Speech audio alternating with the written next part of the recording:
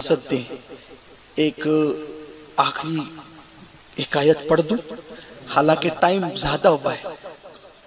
عطا فرمائیے ایک حکایت پڑھ دیں. عطا فرمائیے عطا فرمائیے. دیکھو آپ سے ہاتھ جوڑ کر کہتا ہوں نشہ مت کر. اگر کوئی کرے نا اس کو منع کر، سمجھاؤ اس کو.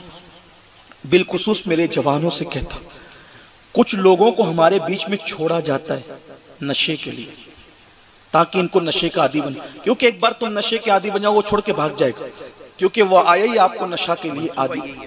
اپنے پیسے سے ایک بار دو بار نشہ کرائے گا، پھر تم عادی ہو جاؤ گے نا تو پھر وہ چلا جائے گا. پھر آپ اپنے پیسوں سے کرو گے. جب نشے میں رہو گے تو کماؤ گے نہیں. اور ایک بات یاد رکھنا، جو نشے میں ہے وہ کچھ بھی کر سکتا. میری قوم کے جوانوں، تم نشے کے لیے پیدا نہیں کیے گئے، تم لوگوں کو نشے سے روکنے کے لیے پیدا کیے گئے. بے شک بے شک. تم ناچنے کے لیے پیدا نہیں کیے گئے، تم لوگوں کو ناچنے سے روکنے کے لیے پیدا کیے گئے. تم گناہوں کے اڈوں کو آباد کرنے کے لیے پیدا نہیں ہوئے، تم اللہ کی مسجدوں کو آباد کرنے کے لیے پیدا ہوئے. بے شک بے شک بے شک. گناہوں کی زندگی میں تباہی اور بربادی ہے. جہاں گناہ ہے وہاں فنا ہے.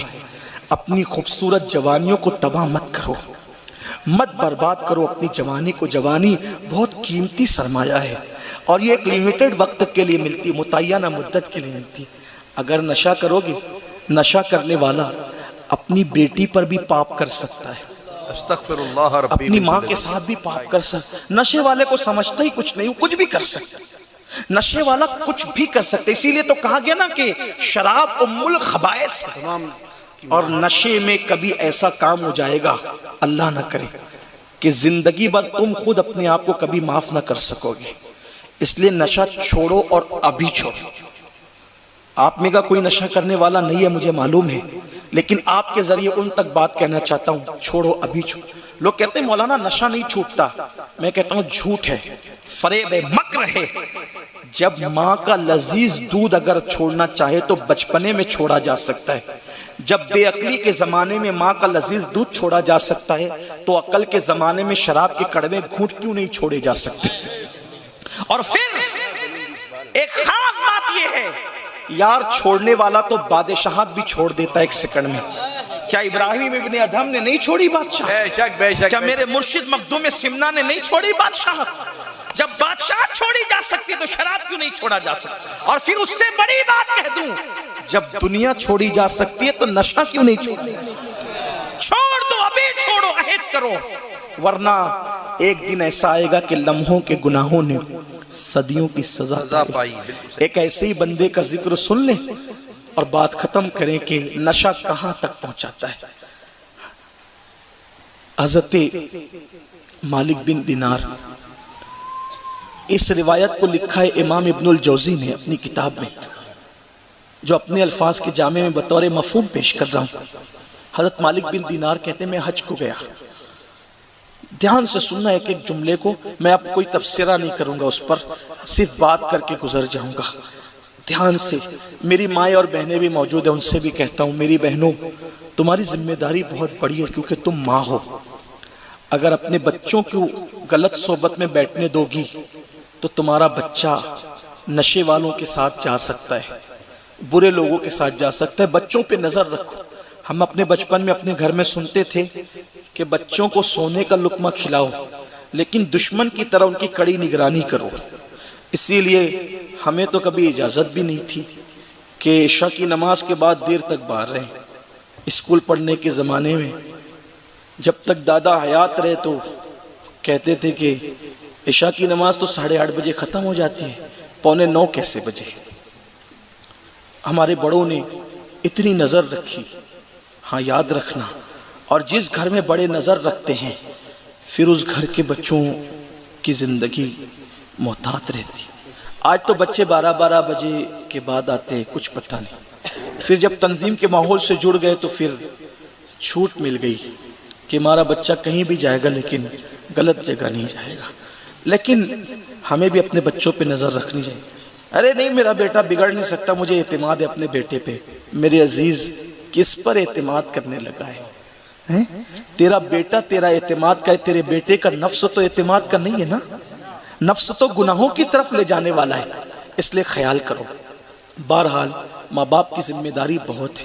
اولاد کے بگڑنے میں سب سے زیادہ ہاتھ ماں باپ کا، اور اولاد کے سدھرنے میں سب سے بڑا کردار ماں باپ کا. ماں باپ چاہے تو اولاد سدھرتی ہے، ماں باپ چاہے تو اولاد بگڑتی ہے. اور ایک بات آپ کو بتاؤں، آسان طریقہ، ہر نماز کے بعد یہ دعا کرو، اللہ میں نے اپنی اولاد کو تیرے سپرد کیا، اللہ میں نے اپنی اولاد کو تیرے سپرد کیا، اس کی جان کی بھی حفاظت فرما، اس کے کردار کی بھی حفاظت فرما. انشاءاللہ آپ کی اولاد کبھی نہیں بگڑے. یہ بڑا مضبوط نسخہ ہے. میں نے کئی کتابوں کا، ہزاروں کتابوں کا نچوڑ 2 جملے میں بیان کیا ہے کہ اپنی اولاد کی جان بھی اللہ کو سونپ دو، اس کا کردار بھی اللہ کو سونپ دو، لیکن نظر تمہیں رکھنا ہوگی اگر اپنی اولاد کو سنبھالنا. تو مالک بن دینار فرماتے ہیں کہ میں حج کو گیا تو میں نے دیکھا کہ کعبہ کا پورا مطاف کچکچا رہا ہے، بھرا ہوا ہے، پورا حرم بھرا ہوا ہے. مجھے بہت خوشی ہوئی کعبے کو بھرا ہوا دیکھ کر، مطاف کعبہ کو بھرا ہوا دیکھ کے بڑی خوشی ہوئی. یا اللہ، تیرے محبوب نے پردہ فرمایا، ابھی چند سال ہوئے، کتنا اسلام بڑھ گیا، اسلام کو کتنی ترقی مل گئی کہ لاکھوں لوگ حج کے لیے آئے، پورا حرم بھرا ہوا ہے. تو اس وقت میرے دل میں خیال آیا تقریباً 5 لاکھ لوگ ہیں پورے حرم میں. اللہ سے میں نے دعا کی، اللہ یہ 5 لاکھ لوگوں میں کتنے لوگ ہیں جن کا حج تو نے قبول کیا؟ 5 لاکھوں میں کتنے لوگ ہیں جس کا حج تو نے قبول کیا؟ اور کون ہے جس کا حج تو نے رد کر دیا؟ مجھے بتا، تاکہ مجھے پتا چلے کہ کس کا قبول ہوا کس کا رد ہوا. تو جب میں سویا تو مجھے خواب میں بتایا گیا ایک شخص ہے جس کو ابن ہارون کہتے ہیں، ایک شخص ہے جس کو ابن ہارون کہتے ہیں، اس کا حج ہم نے رد کر دیا، اس کا حج ہم نے رد کر دیا. اور جا اس سے مل، اس سے ملاقات کر، اور ملاقات کر کے اس کو بتا دے کہ ہم نے اس کا حج رد کر دیا. مالک بن دینار اٹھے، اور اٹھنے کے بعد جہاں پر بلخ کے حاجی خیمہ لگائے ہوئے تھے وہاں پہنچے، اور پہنچنے کے بعد کہا کہ تم میں کوئی ابن ہارون ہے؟ ابن ہارون کوئی تم میں ہے؟ تو بلخ والے اٹھ کے کھڑے ہو گئے، کہنے لگے اے مالک بن دینار، تم کس کا ذکر کر رہے ہو؟ تم کس کا تذکرہ کر رہے ہو؟ ابن ہارون کوئی معمولی آدمی نہیں ہے. ابن ہارون وہ ہے جو روزانہ دن کو روزہ رکھتا ہے، اور جو روزانہ رات کو نفل نماز پڑھتے ہوئے پوری رات گزار دیتا ہے. اور تقریباً 40 سال ہو گئے کم و بیش، ہر سال وہ حج کو آتا ہے، اور کوئی معمولی آدمی نہیں ہے. اور جب وہ روزہ افطار کرتا ہے تو مٹھی بھر چنے سے افطار کرتا ہے، 24 گھنٹے میں مٹھی بھر چنے کے سوا وہ کچھ نہیں کھاتا. اور جب وہ حج کرنے کے لیے آتا ہے تو ہم لوگ خیمے میں رکتے ہیں، وہ کسی خیمے میں نہیں رکتا، وہ کھلے آسمان کے نیچے رکتا ہے. حضرت مالک بن دینار نے سوچا مخلوق اتنی منقبت پڑ رہی ہے، مخلوق اتنی شان بیان کر رہی ہے، اور خالق کی طرف سے حکم ہے کہ ہم نے ابن ہارون کا حج رد کر دیا. آخر میں سمجھ نہیں پا رہا ہوں، لیکن چونکہ حکم تھا قدرت کی طرف سے، وہ کہا وہ ملے گا کہاں؟ وہ کہا کہ وہ کھلے آسمان کے نیچے مالک بن دینار کہتے جب میں اس کو ڈھونڈتے ہوئے گیا تو میں نے کیا دیکھا؟ کھلے سر آسمان کی طرف رک کر کے وہ رو رہا ہے، اس کی داڑھی آنسوؤں سے تر ہے، اور کہتا اللہ مجھے معاف کر دے، اللہ مجھے معاف کر دے، مجھے بخش دے. اور اس کے میں نے دیکھا کہ پیر میں زنجیر بندی ہے، ایک ہاتھ اس کا کٹا ہوا ہے، اور زنجیر پکڑ کے کھڑا ہو کر کے گریا وزاری کرتا ہے، آہو بکا کرتا ہے. تو میں نے سوچا اتنا نیک لوگ کہہ رہے ہیں، رو بھی رہا ہے، آہو فگا کر رہے، آہو بکا کر رہے، 40 سال سے ہر سال آتا ہے حج کے لیے. تو میں اس کی طرف جانے کے لیے جھجکا، لیکن میرے قدموں کی آہٹ سن کر وہ میری طرف متوجہ ہوا، اور متوجہ ہو کے کہتا ہے اے اللہ کے ولی آپ خواب دیکھ کر آئیں، اے اللہ کے ولی آپ خواب دیکھ کر آئیں. آپ خواب دیکھ کر یہی آئے نا کہ مجھے میرا حج رد کر دیا گیا. اللہ کی طرف سے آپ کو حکم ہے نا، بتا دیجئے کہ اللہ نے میرا حج رد کر دیا. مالک بن دینار کہتے مجھے حیرت ہوئی، اس کا حج رد کر دیا گیا، کتنا پہنچا ہوا یہ، میرا خواب بھی جانتا ہے، خواب کا مضمون بھی جانتا ہے. میں نے کہا اے اللہ کے ولی، اے اللہ کے برگزیدہ بندے، تو کتنا پہنچا ہوا ہے کہ تجھے میرا خواب بھی معلوم، خواب کا مضمون بھی معلوم، اور مگر تیرا حج رد کیوں ہو گیا؟ وہ رو کر کہتا ہے اے اللہ کے ولی میں ولی نہیں، بات اتنی ہے، یہ میرا تجربہ ہے، میری کرامت نہیں ہے، یہ میرا تجربہ ہے کہ ہر سال میں حج کے لیے آتا ہوں، اور ہر سال کسی نہ کسی ولی کو خواب میں کہا جاتا ہے کہ جاؤ اور جا کر بتا دو کہ ابن ہارون کا حج رد ہو گیا. کوئی نہ کوئی ہر سال آ کر کے کہتا ہے.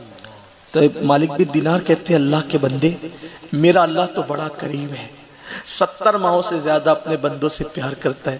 وہ کسی کی عبادت رد یوں ہی تھوڑی کرتا, کوئی نہ کوئی تو وجہ ہوگی نا, بتا وجہ کیا ہے. میں وجہ جاننا چاہتا ہوں تاکہ میں اللہ کے بندوں تک یہ بات پہنچاؤں گا تاکہ وہ اس وجہ سے محفوظ رہیں.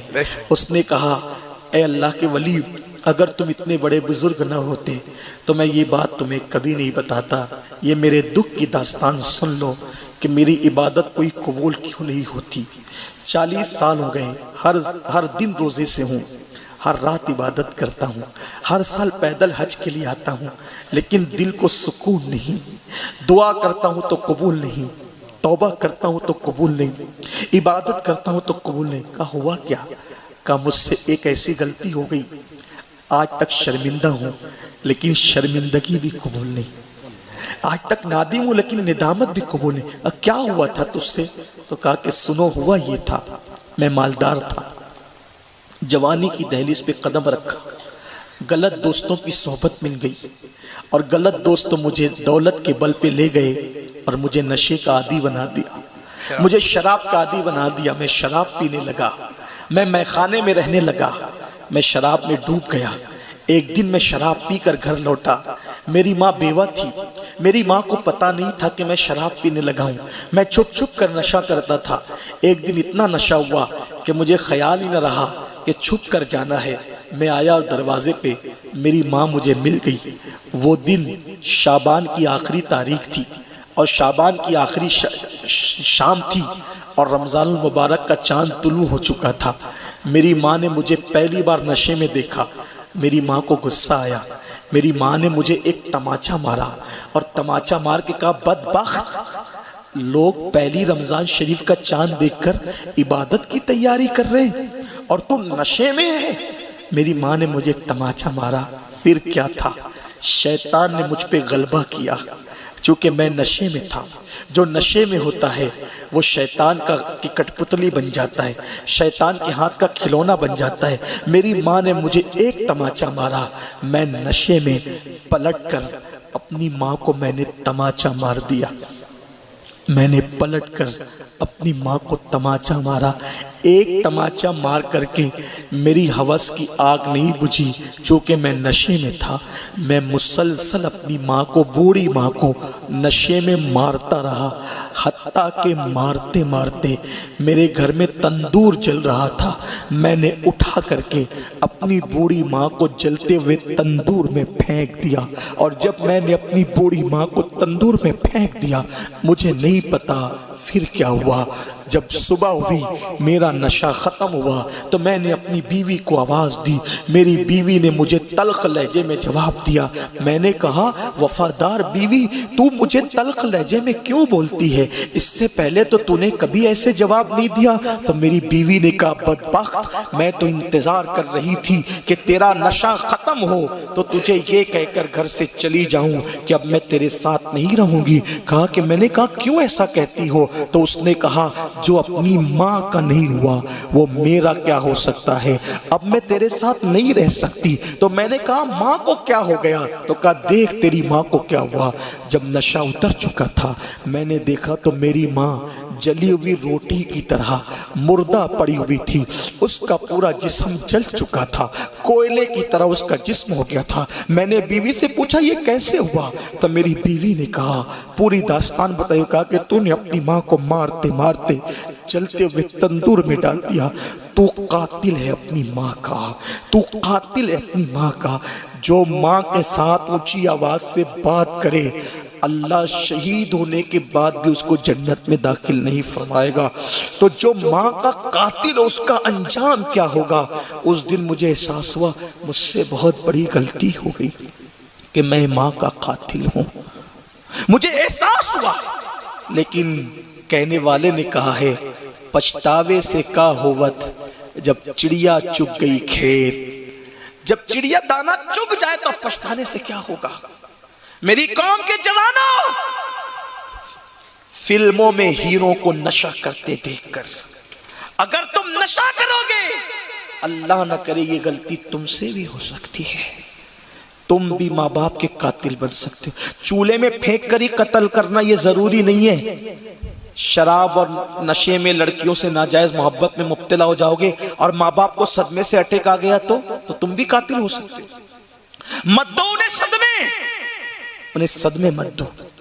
میں نے کہا تھا میں کوئی تبصرہ نہیں کروں گا، بالکل نہیں کرنا چاہتا، اور اختتام پہ پہنچتے ہیں جلدی سے، کہ جب میں نے دیکھا کہ میں ماں کا قاتل ہوں تو میں نے ایک تلوار لی، اپنا ہاتھ کاٹ دیا، کہ جس ہاتھ نے میری ماں کو مارا ہے میں نے کاٹ دیا، اور جب میں کاٹ چکا ہاتھ میں نے گھر بیچ کر اللہ کی راہ میں صدقہ کر دیا، غلاموں کو کنیزوں کو آزاد کر دیا، سب چھوڑ دیا میں نے۔